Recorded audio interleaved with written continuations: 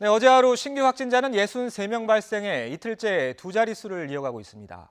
하지만 병원과 노인 요양시설 등에서 산발적 집단 감염이 끊이지 않아서 방역당국이 긴장감을 늦추지 못하고 있습니다. 이동훈 내과 전문의와 함께 코로나19 상황 짚어보겠습니다. 안녕하십니까? 네, 안녕하십니까? 자, 먼저 선생님, 저희가 이제 앞서서 속보로 전해드렸는데 트럼프 미국 대통령이 양성 판정을 받았다고 이제 본인이 트위터에 글을 올렸어요. 이제 검사를 받았다 그래서 자가격리한다는 앞서 트윗이 있었는데 설마 했었는데 지금 우려가 현실이 됐는데 일단 트럼프 대통령이 고령이잖아요. 어느 정도 좀 걱정할 만한 부분이 있겠습니까? 네, 지금 현재 아마 증상은 아마 없으신 것 같은데 아마 3에서 한 5일 정도 지켜봐야 될 것 같고 지금 현재 앞으로 이제 고령인 분들은 다 아시다시피 위중한 상태로 가시는 확률도 높고 그렇기 때문에 앞으로 일주일 정도가 아마 중요하지 않을까 생각이 됩니다. 아마 트럼프 대통령도 아마 백악관에서 관리를 철저하게 했겠지만 본인도 약간 좀 방심하는 그런 모습을 많이 보이지 않았습니까? 역시 힉스 보좌관이 아마 감염됐을 때 상당히 좀 걱정을 많이 했었는데 같은 비행기를 타셨다고 하면서 아마 그런 밀접한 접촉 때문에 아마 노출이 된 것 같고 아마 이번 주가 아마 가장 중요한 주가 되지 않을까 생각이 됩니다. 아마 빠른 시간에 아마 치료가 들어가지 않을까 생각이 드는데 최근에 이제 렘데시비르라든지 그런 덱사메타손 치료 같은 게 상당히 이제 표준화되면서 치료 성적은 초기보다는 조금 나아지고는 있거든요. 그래서 앞으로 좀 지켜보셔야 될 것 같습니다. 그런데 저희가 이제 TV로 트럼프 대통령 모습을 본 게 최근에 이제 바이든 후보하고 같이 TV 토론회를 했었잖아요. 그때만 해도 굉장히 건강한 모습으로 보였고 대신에 좀 짐작을 해보자면 아직 상태가 어떤지도 전해지지 않고 있기 때문에 짐작을 해보자면 비교적 초기에 발견이 됐다 그렇게 좀 볼 수 있을까요? 그게 참 어려운 게 고령인 분들은 증상이 별로 없는 경우가 많습니다. 일반적인 감기도 열이 별로 안 나거나 그냥 몸이 약간 불편하다 이렇게 나타나기도 하고 최근에 대전의 한 그 병원 원장님이 발견하신 사례도 청진을 했을 때 그냥 뽀고닥뽀닥 들리는 소리만 들렸는데 환자분은 멀쩡하게 걸어오셨대요. 그래서 엑스를 찍어봤더니만 폐렴으로 발견되는 그런 경우도 있습니다. 그래서 고령 환자분들은 저희가 외견상 보는 것만 가지고는 알 수가 없고 아마 정밀 검사가 들어간 다음에 아마 조금 있으면 아마 속보가 나오지 않을까 생각이 됩니다. 자, 트럼프 대통령 확진 판정 소식은 미 대선도 지금 코앞에 다가온 상황이기 때문에 저희가 이어지는 뉴스에서 다시 한번 또 중점적으로 다뤄드리도록 하고 자, 저희 이제 국내 좀 코로나 상황 짚어보도록 하겠습니다. 어제 하루 동안 발생한 확진자 수가 이제 63명. 그 하루 전에는 이제 77명이었으니까 이틀 연속 100명대예요. 좀 안심할 단계라고 볼 수 있을까요? 사실은 이제 어제 오늘 다 연휴 기간이었거든요. 그래서 검사량은 이제 평일에 비해서는 좀 약간 적은 편입니다. 한 절반가량으로 줄었더군요. 예, 그렇습니다. 그런데 비해서 지난주보다 확진자 규모가 그렇게 줄어든 편은 아니고 좀 걱정되는 것이 일부 귀향하신 분들을 통해서 고향에 계시는 어머님이나 부모님들의 감염 사례도 좀 보고되고 있거든요. 그리고 일부 이제 요양기관이나 이런 데서 집단 감염도 좀 발견되고 있고 특히 많이 확진되는 지역에서 이제 학생들 중심으로 감염도 발견되고 있기 때문에 이런 것을 보면은 추석 이후에 아마 지금은 아마 귀향하시는 분들도 있고 이런 분들이 이제 2, 3일 정도 지나면 이제 증상이 좀 나타나지 않겠습니까? 그래서 다음 주 중간 정도 지나가 봐야지 이번 추석의 영향력을 어느 정도 평가할 수 있을 것 같습니다. 그래서 사실은 생각했던 것보다는 확진자가 좀 많다 이런 느낌이 좀 드는 것 같습니다.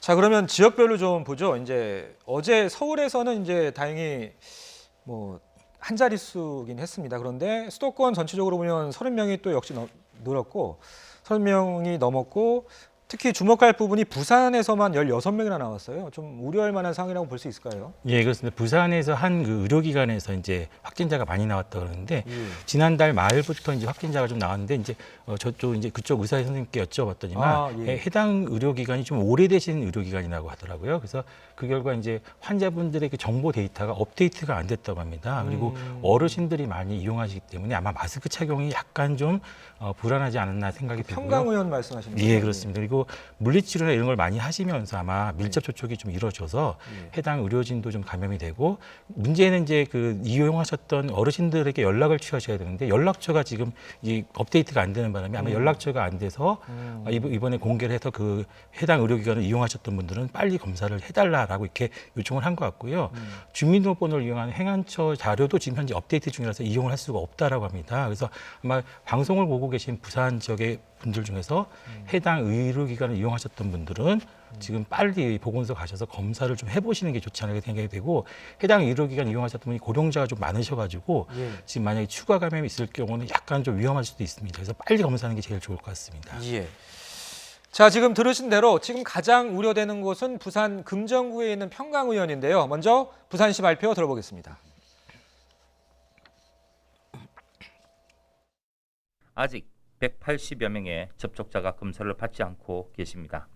주로 고령층 이용자가 많아 구군의 인력을 동원을 해서 직접 방문하는 등의 특단의 조치를 통해 대부분의 가족 접촉이 그 식사나 이런 공간을 통해서 마스크를 쓸 수 없는 상황에서 일어나고 있는 것으로 생각하고 있습니다.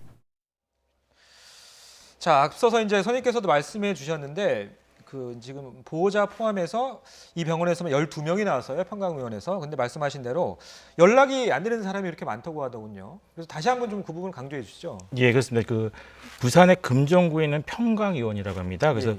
모두 22일 아마 첫 번째 확진자가 발견이 됐는데 그 이후에 이제 한 분, 두 분씩 나오다가 어저께 그저께 이제 의료진과 의료진 가족분들도 감염이 된 것으로 나왔고요. 예. 그래서 지금 12분까지 나왔는데 이 지역에 계신 분들, 금정구에 있는 평강의원이신데 아마 물리치료나 이런 걸 좀 많이 하셨던 것 같아요. 아마 그래서 이 의료기관 그래서 이 다니셨던 고령층이 그래서 많은 거군요. 예, 아마 그래서 아마 보건당국에서 보건소에서 연락을 취할 방법이 없기 때문에 이 방송을 통해서 아마 공개적으로 이제 말씀을 드리는 것 같습니다. 그래서 해당 의료기관을 이용하셨던 분은 증상이 없으시더라도 가까운 보건소, 휴일에도 지금 보건소에서 선별주소를 하고 있다고 합니다. 그래서 방문하셔서 빨리 검사를 하시면은 증상이 없을 때, 격리할 때, 특히 어르신들 같은 고령분들은 몸만 좀 찌뿌둥하다 하시는 경우도 많습니다. 그래서 격리하실 때 검사를 하시면은 치료 예후도 훨씬 좋습니다. 아무래도 폐렴이 진행된 다음에 치료가 들어가면 늦어지는 경우가 많거든요. 그래서 빨리 검사하셔서 어르신들의 안전을 좀 보호하는 게 좋지 않을까 생각이 됩니다. 예.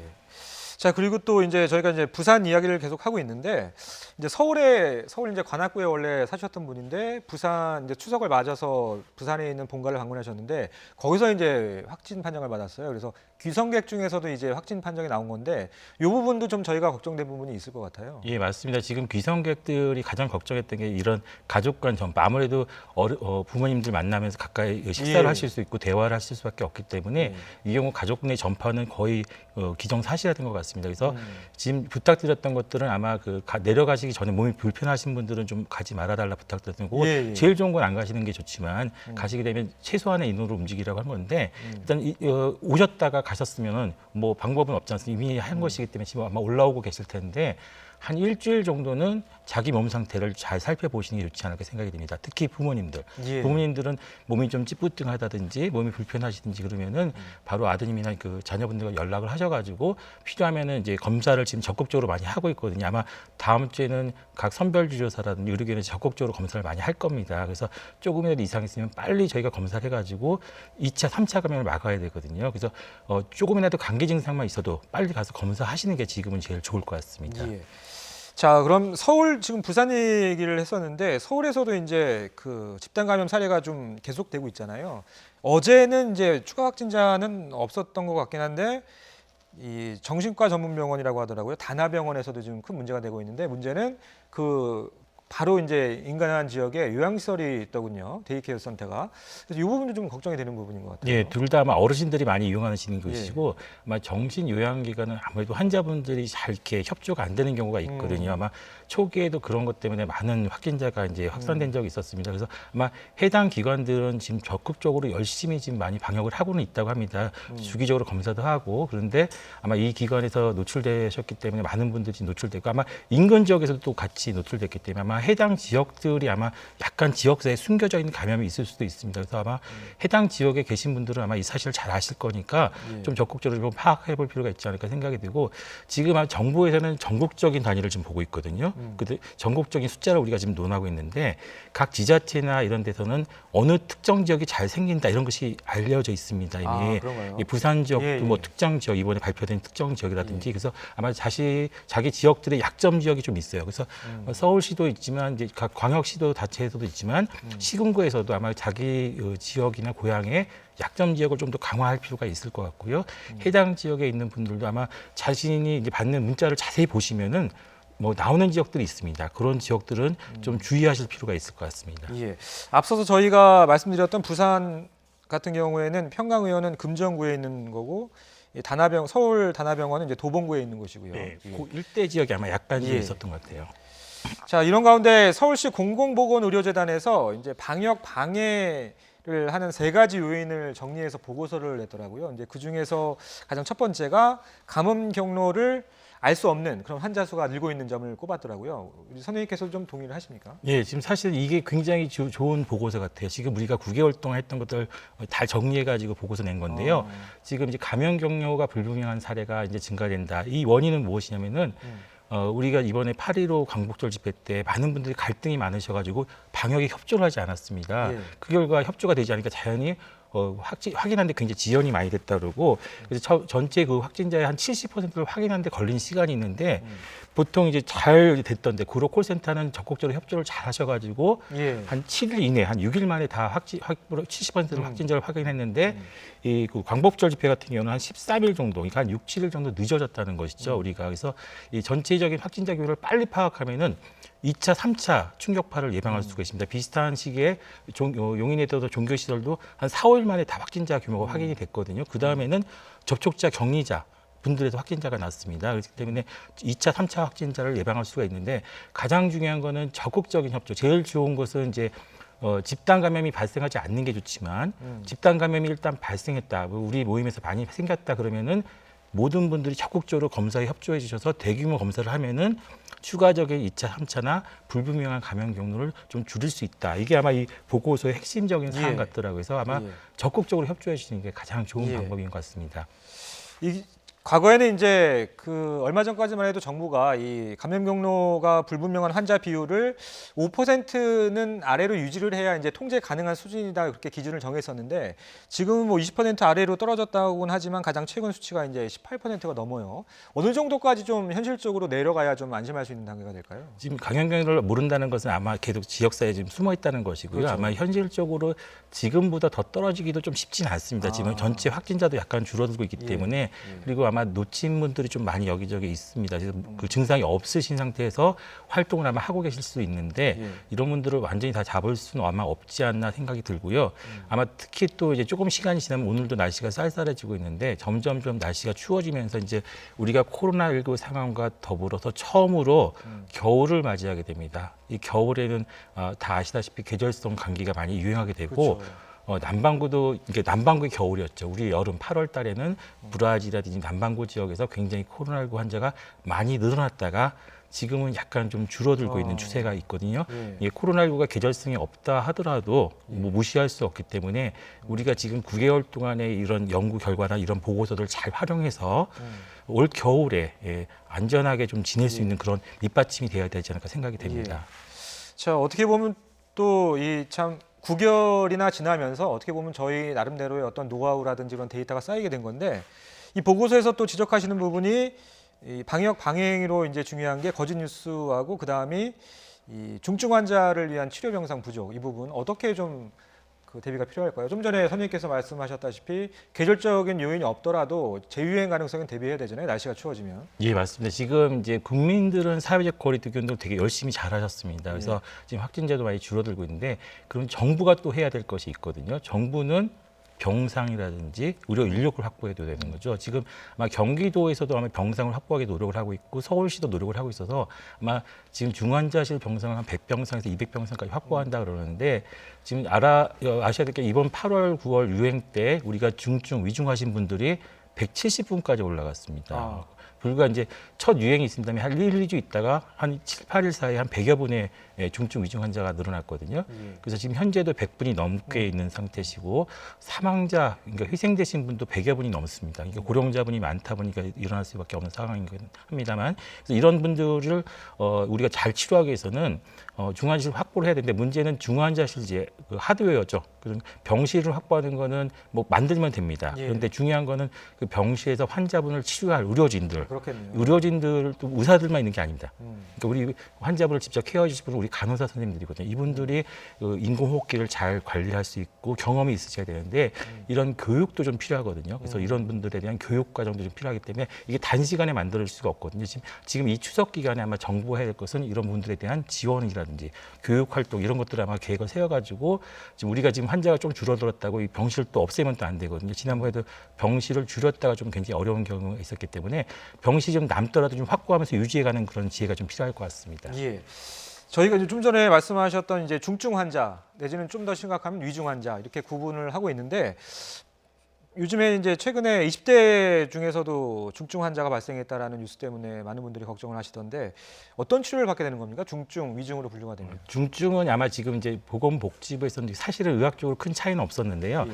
고용량의 산소를 이제 받는 분들은 이제 중증, 그 이상의 치료를 받는 분 중증이라고 그러고, 그다음에 인공호흡기라든지 그 산소2 에크모라 해서 산소를 강제적으로 혈액 속에 집어넣는 그런 치료 방법 중에 아주 위중하신 분들을 또 위중으로 이렇게 구분을 한 것 같습니다. 그래서 기계적 호흡 장치가 필요하신 분들은 위중으로 하고, 그다음에 산소 이상의 치료가 필요하신 분을 중증으로 하는데, 이제 저희가 코로나19 초기 때는 그 산소를 이렇게 고용량으로 이제 뽑아 넣으면은 그 공기가 약간 좀 펌핑이 되면서 예. 그 코로나 바이러스가 이렇게 공기로 나옵니다. 그렇기 때문에 초창기 때 미국이나 유럽에서는 이분들에 대해서 빠른 시간에 인공호흡기로 넘어갔습니다. 그래서 초기에 아마 인공호흡기가 부족하다는 이야기가 나왔는데 최근에는 그 치료가 오히려 더 환자분에게 좋지 않을 수 있다 그래서 지금은 산소 치료를 하면서 좀 경과를 보면서 이제 보통 다른 이제 바이러스성 질환과 똑같이 인공호흡기 치료를 하기 때문에 이제 치료가 과거에는 약간 좀 이게 정립되지 못했다가 지금은 좀 정립은 된 것 같습니다. 그래서 그런 치료를 지금 시행하고 있는 것 같습니다. 예. 지난 이제 3월에도 20대 가운데 이제 위중 환자, 중증 환자가 있어서 당시에 사이토카인 폭풍 이런 것들이 많이 실시간 검색으로 올라오기도 했었는데 좀 연관이 있다고 봐야 될까요? 그래서 건강할수록 더 위험한 거 아니냐 뭐 이렇게 말씀하시는 분도 계시더라고요. 예, 근데 모두 다 그런 건 아니고 일부 이제 그런 분이 있다는 것이고 대부분 이제 젊으신 분들은 잘 회복이 되시는데 어떻게 보면 면역 기능이 너무 과잉된 거죠. 그래서 면역이 과잉되다 보니까 본인의 장기들도 같이 손상을 주는 거죠.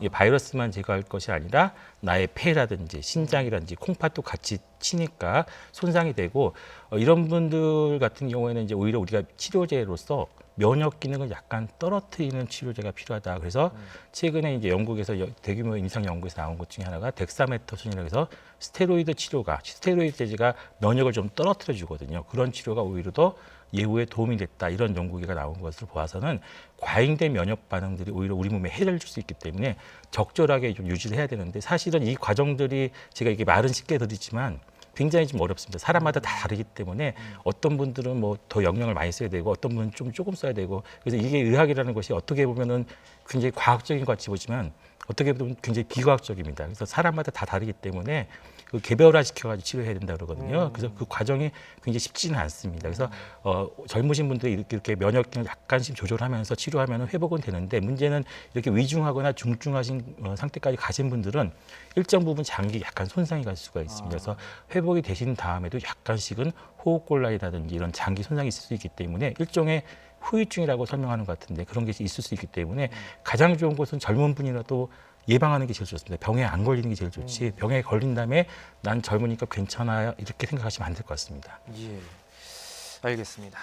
자, 그리고 이번 추석을 저희가 이제 잘 넘겨야 된다 이런 표현을 많이 했는데 그 중에 이제 한 요인이었죠. 이제 개천절 집회가 예고가 돼 있었잖아요. 근데 다행히 그 사람들만 모이는 대면 집회는 이제 경찰에서도 금지를 하고 법원에서도 이제 기각이 되면서 열리지 않게 되는데 일부 소규모 차량 집회는 이제 허용이 됐어요. 법원 단계에서.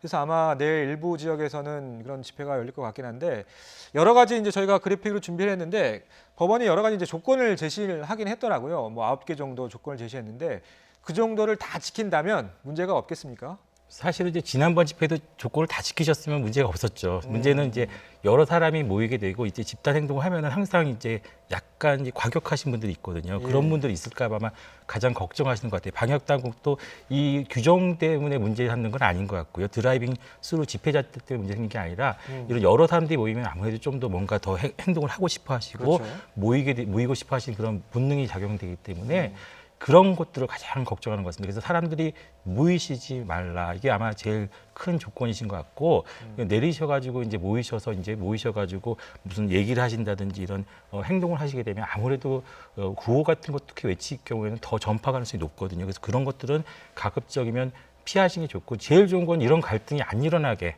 정치권이나 이런 데서 좀 해주시는 게 제일 좋지 않을까 생각이 됩니다. 그래서 내일 집회 참석하시는 분들 좀 유념해 주시길 부탁을 드리고. 그 한두 개만 더 여쭤볼게요. 그 요즘 이제 유통 과정에서 상온 노출이 의심됐던 그 독감 백신 접종자가 처음에는 이제 당국에서 없는 것으로 알고 있다 그랬다가 지금 2,000명 가까이 늘었어요. 이거 왜 그런 겁니까? 이게 사실은 없을 수가 없습니다. 밤 11시 반인가 속보가 나왔는데요. 예. 일선 의료계에서 그 뉴스만 보고 있는 건 아니거든요. 그렇기 때문에 아무래도 당일날 아침에는 이제 뭐 그렇죠. 모르고 노실 수밖에 없고, 그다음에 이런 분들이 일정 수준 있을 수밖에 없습니다. 그리고 두 번째로는 이제 저희가 이제 그 국가 무료접종 백신은 일종의 배급제거든요. 그러니까 백신을 이제 정부가 전 의료기관에 배급을 한 다음에 행정 편의상 일정한 날짜에 시작해서 이제 하자라는 것인데, 사실 그 전까지는 백신 자체 문제가 없었기 때문에 그 전에 접종을 하도 의학적으로는 문제가 없지만 이제 그 행정적인 문제 때문에 정부가 이제 통제를 했던 것인데, 이번 같이 이런 상황이 발생되니까 그 전에 났던 분들이 이제 예를 들면은 내일 접종하는 날인데 오늘 오신 어르신들도 있을 수 있고 오늘 오신 환자분도 있으면은 이게 일선 현장에서는 접종을 이제 물론 안 해야 되겠지만 안 하기가 어려운 경우가 많습니다. 이런 것도 있고, 두 번째로는 이번에 백신들 중에 하나 일부는 우리가 그냥 유료로 이제 구입하는 백신하고 그 제조 번호가 같은 경우도 있다고 그럽니다. 물론 이거는 의료기관에서 좀 더 주의를 기울였어야 되는데, 이런 것들이 이제 같은 번호니까 아마 현장에 있는 그 의료진들이 예. 같은 백신인 줄 알고 이제 접종한 경우도 있었나 봅니다. 그래서 예. 아마 이런 것들이 지금 찾아보니까 2,000명 가까이 된다고 하는데 상당히 적지 않은 수죠. 저희도 좀 걱정이 되는데, 아마 요것들은 저희 의료진도 아마 지금부터는 좀 더 신경을 많이 쓰셔야 될 것 같습니다. 예. 아무래도 좀 걱정이 되는 부분은 그 이제 백신, 그 문제의 백신을 맞으신 분들이 이상 증상이 있다고 좀 신고한 사례가 뭐 8건 정도 있다고 하더라고요. 그 좀 걱정을 안 하셔도 되겠습니까? 다른 분들은? 사실은 이제 그 어느 정도 백신을 맞으면은 지금도 유료 접종도 약간 부작용을 있을 수가 있거든요. 가장 그렇죠. 간단한 그 두드러기라든지 통증이라든지 발열 같은 거는 일정 부분 나오는데 아주 위중한 부작용도 있습니다. 그래서 뭐 심지어는 이제 열이 나시거나 고열 때문에 입원하시거나 이런 경우도 있는데, 이게 상온에 노출됐다고 해서 모두 다 문제가 생기는 것은 아니라는 연구가 조금씩은 있어요. 근데 물론 이제 효과가 떨어진다 이런 얘기가 있는데, 지금까지 발견된 부작용 빈도는 한 8분 정도 되시는 것으로 제가 알고 있는데, 대부분 가벼운 통증이라든지 열 정도로 이렇게 나오고 있습니다. 그래서 단계를 평가할 때 1단계, 2단계, 3단계 이렇게 나누는데, 2단계는 이제 병원에 올 정도로 굉장히 아프신 분들, 3단계는 입원할 정도인데, 아마 지금 발표한 자료만 가지고 보면은 한 1단계 정도의 부작용인 것 같습니다. 그래서 1단계 정도의 부작용은 일반 백신 접종에서도 흔히 있기 때문에 아마 과도한 걱정은 안 하셔도 될 것 같은데, 아마 이 백신을 어떻게 처리할 거냐는 질병관리청에서도 굉장히 고민이 많을 것 같습니다. 예. 알겠습니다. 네, 지금까지 이동훈 내과 전문의와 함께 코로나19 상황 등 짚어봤습니다. 고맙습니다.